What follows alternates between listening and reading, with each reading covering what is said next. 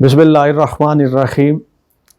السلام علیکم سجنوں تے مترو، میں ہوں ارشد یاسین اور آپ دیکھ رہے ہیں ریڈار۔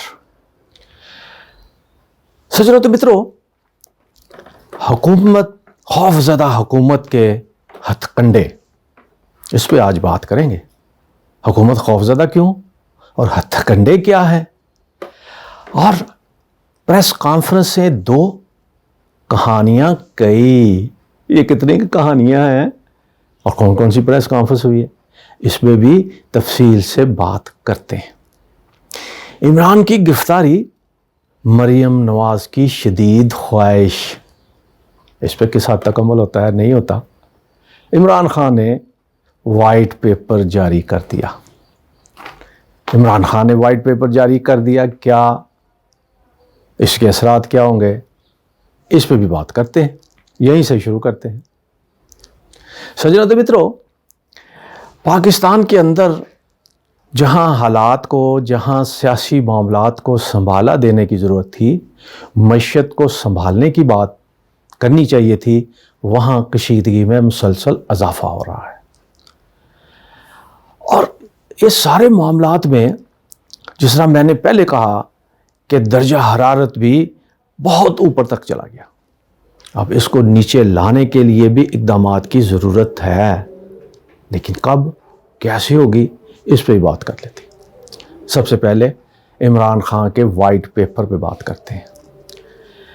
عمران خان نے وائٹ پیپر جاری کیا اور اس میں انہوں نے ان معاملات کو، ان مقدمات کو ہی فوکس کیا جو شریف برادران سے متعلقہ تھے۔ مطلب یہ کہہ لیجئے، حکومت کے خلاف وائٹ پیپر نہیں ہے، یہ وائٹ پیپر صرف شریف برادران کے ان مقدمات سے متعلقہ ہے جو NRO کی صورت میں معاف کر دیے گئے۔ عمران خان کہتے ہیں، اب تک جو شریف برادران کے مقدمات ختم ہوئے جس میں NRO ملا ہے، ان کا حجم 40 سے 45 ارب روپے کا ہے۔ مطلب 40-45 ارب روپے کا ٹیکہ لگ گیا قوم کو۔ لوٹے ہوئے جو الزامات ہیں شریف برادران پر مقدمات کے حوالے سے، 45 سے 40 ارب روپے کے، وہ خط رہا۔ عمران خان کہتے ہیں کہ ان سب میں گو کہ سب کی تلواریں، تحریک یہ مسلم لیگ نون بھی اور تمام PDM کی حکومت جو ہیں، سب کی تلواریں اور سب کے گولیاں نشانے مجھ پر ہیں۔ حقائق انہوں نے بتاتے ہوئے کہا کہ یہ وہ سارے مقدمات ہیں جو پیپلز پارٹی نے مسلم لیگ پر بنائے اور مسلم لیگ نے پیپلز پارٹی پر بنائے۔ اب یہ وہ سارے مقدمات ہیں، یہ جو بھگت رہے ہیں۔ صرف ایک مقدمہ، 16 مقدمات میں سے ایک مقدمہ ایسا ہے جو ہماری حکومت نے بنایا، جس میں یہ مقصود چپراسی، شہباز شریف، حمزہ شریف اور نواز شریف کے دونوں صاحبزادے، اور اس میں نواز شریف بھی اور مریم بھی اس میں شامل ہیں۔ صرف ایک مقدمہ، باقی 15 مقدمات وہ ہیں جو پیپلز پارٹی نے بنائے، جن پہ سزائیں ہوئیں اور اب جن کو معافی تعفی بھی ہوئی ہے۔ اب وہ اس کی مزید تفصیلات بتاتے ہوئے کہتے ہیں کہ ایک مقدمہ تو وہ ہے جہاں سے انہوں نے جان چھڑائی، جس میں اپنا کہہ لیجئے کہ شہباز شریف بھی ہے اور اس میں نواز شریف بھی ہے، اس میں مریم بھی ہے، اور مریم اور شہباز یہ تو وہ لوگ ہیں جنہوں کو باقاعدہ NRO مل گیا، رہا ہو گئے۔ باقی حسن اور حسین، نواز شریف کے وہ صاحبزادے اس میں نامزد ملزم تھے جنہوں نے یہ کہا کہ جناب ہم تو پاکستانی ہی نہیں ہیں، ہم تو برطانوی شہری ہیں، ہم پہ کیس کیسے چل سکتا ہے، ہم کیوں پاکستان آئے ہیں، عدالتوں میں آئے۔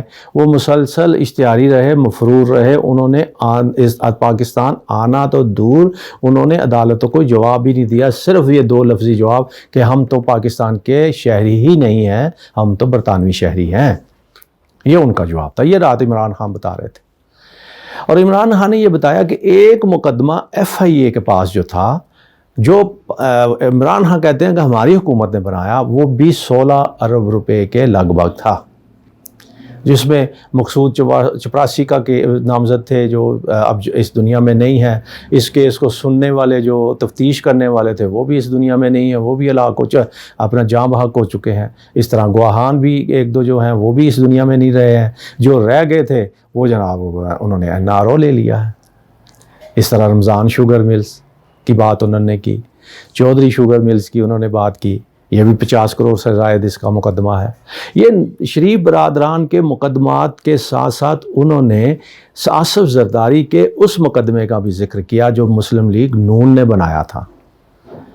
انہوں نے کہا کہ اس میں بھی $50 ملین کے حوالے سے ان پہ یہ الزامات تھے, جس کے ثبوت باقاعدہ بکسوں میں نکالے گئے اور وہ سارے میڈیا کے اندر موجود ہیں, دنیا نے دیکھے. وہ یہ آصف زرداری کے کیس تھے. گویا انہوں نے عمران خان نے یہ وائٹ پیپر یہ شریف برادران کے حوالے سے قوم کو بتانے کی یہ کوشش یہ کی.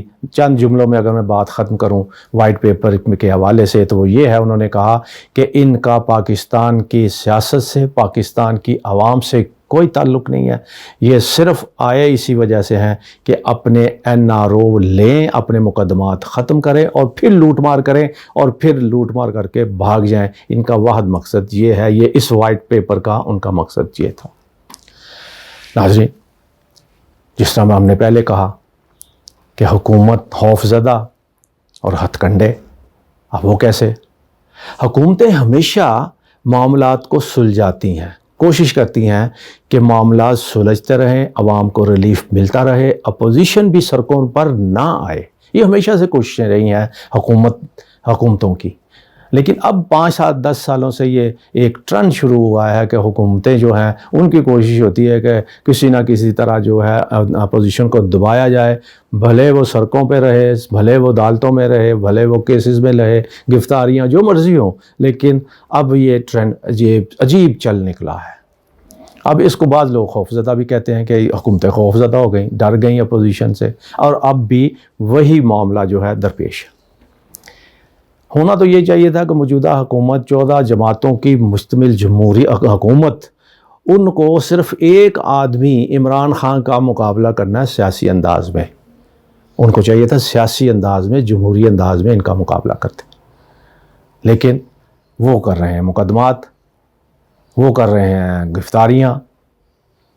اب کہنے والے یہ کہتے ہیں کہ عمران خان کی یہ پبلسٹی یا اس کی جو کہہ لیجیے عوام کی طاقت جو زیادہ تر ملی ہے, اس کی اہم وجہ یہ ہے کہ موجودہ حکومت کے مقدمات, گرفتاریوں کے معاملات اور دوسرے تیسرے جو فیصلے ہیں, غلط فیصلے ہیں, اس کی وجہ سے عمران خان کو اتنی پاپولیرٹی ملی ہے. اگر حکومتیں جمہوریت اور قانون کے مطابق ہی کام کرتی تو اس طرح ان کو پاپولیرٹی نہ ملتی. کچھ دوستوں کا یہ بھی خیال ہے کہ گرفتار تو کسی کو بھی کیا جا سکتا ہے, مقدمہ درج کرا لو, گرفتار کر لو, اور حکومت کا گرفتار کرنا تو آسان ہے کام. پھر اس کی مثال لوگ یہ دیتے ہیں کہ عمران خان کے دور کے اندر جب عمران خان کی حکومت تھی تو اس وقت مریم نواز پر 2-3 کیسز ایسے تھے جس پہ مقدمات بھی بن چکے تھے, اور خصوصی طور پہ نیب پر جب حملہ ہوا تھا, ڈنڈے چھوٹے یہ وہ پکڑے گئے تھے, گاڑی بھی پکڑی گئی تھی, آپ کو یاد ہوگا. اس مقدمے میں مریم نواز نامزد بھی ہیں اور انہوں نے ضمانت بھی نہیں کروائی ہوئی. لیکن عمران خان کی حکومت نے ان کو گرفتار کرنے کا کبھی سوچا بھی نہیں.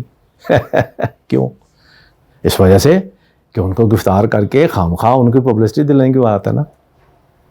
جو کام وہ نہیں کر سکے, جن کو یہ کہتے ہیں کہ وہ غیر سیاسی ہے, اس کو سیاست آتی نہیں ہے, اور یہ سیاستدان جو ہیں, تجربہ کار جو ہیں, وہی کام یہ کرتے ہیں. اب پریس کانفرنس کا میں نے ذکر کیا, 2 بڑی پریس کانفرنس. ایک پریس کانفرنس تو بلی گالہ میں ہوئی, جو وائٹ پیپر بھی جس پہ جاری کیا گیا وہ میں نے آپ کو بتا دیا. اب دوسری پریس کانفرنس مریم نواز کی صدارت میں ہوئی, جس میں مسلم لیگ نون کی تمام بڑی شخصیات موجود تھی, سوائے حمزہ اور شہباز شریف, باقی سارے تھے. اس پریس کانفرنس میں کئی کہانیاں نے جنم لیا. سب سے اہم تو یہی تھا کہ مریم کا غصہ تکبر دیکھنے کے قابل تھا جب وہ عمران خان کی گرفتاری کی بات کرتی ہے. عمران خان کو گرفتار کرنا چاہیے, اس کے گھر کی تلاشی لینی چاہیے, اس گھر کو سیل کرنا، مطلب اتنی اس حد تک تکبر اور اس حد تک مغرورانہ معاملہ یہ سیاستدانوں کا زیب نہیں دیا جاتا۔ لوگ کہتے ہیں کہ سیاست میں یہ چیزیں جو ہیں وہ قابل قبول نہیں ہوتی عوام کے لیے۔ ایک تو یہ، پھر اسی پریس کانفرنس کے اندر ایک صحافی نے بڑا عجیب سا سوال کر دیا جو مریم نواز کو ناگوار گزرا۔